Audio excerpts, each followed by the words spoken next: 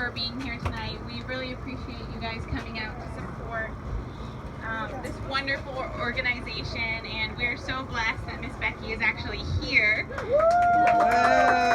I know last year she wasn't able to make it, so she's going to talk to us a little bit more about Hepzibah House and how she's able to support these women, and how we are going to be able to raise some money for them tonight. Awesome.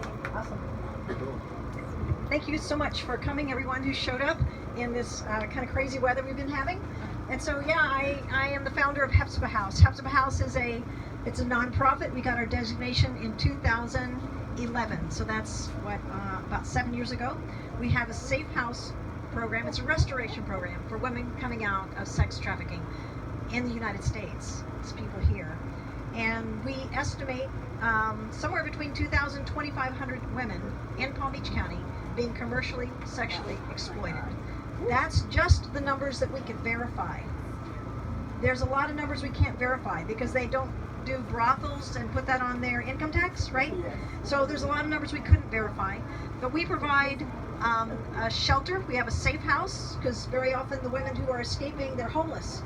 And the reason they're stuck is because they have no place else to go. So we have a safe house. We provide mental health counseling, trauma therapy, life and job skill training, case management, however we can help them to move beyond the trauma and to develop a marketable job skill, life skill. And in fact, I brought this with me today because one of the women in our program did it. Wow. And she just got a grant to go to school for graphic design. Isn't that cool? And she's going to graduate our program this summer. We still provide counseling, we still provide, support, but and she'll be part of us forever. It's like she's tattooed on my heart now. But this whole thing, she had a friend who had suicided in high school. Horrible story, just really intense.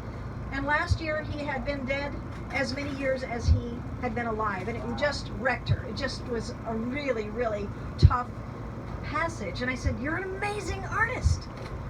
Do something that would bring attention to this young man and what a great guy he was, how he was there for you, supported you in a really intense passage.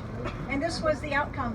The left is really about being a victim, but you don't want to stay a victim, because victims are helpless, hopeless, and powerless.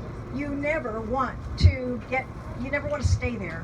And so what we do at Hepzibah House is we're helping them make that next step to become a survivor. A survivor is better than a victim, but I don't want them to stay as a survivor. I want them to move from survivor to being an overcomer, and then from that to being triumphant. And so the right side, the young man's name was Terrence, and so the right side is about I am a survivor, but I am moving beyond that. I think one of my favorite pieces of this piece is when she looked in the mirror, and a lot of this is, significant to her family of origin, history.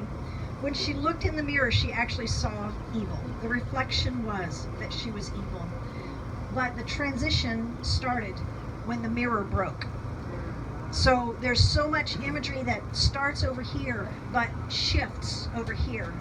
And she's one of my heroes. She's amazing. Actually, the women that I work with, they're all amazingly courageous, stunning women who are so worth the time and investment. So I'm so thankful for this opportunity. Thank you for supporting us. Inspire, I want to just plug Inspire. I'm sure everybody here is already a fan, but they actually provide services for the women in our program at no charge. Because so many of them have suffered very significant physical damage in that process of having been trafficked. I mean, beatings, you just can't even really begin to understand it. So anyway, thank you so much. You guys totally rock, and thank you again for having us tonight.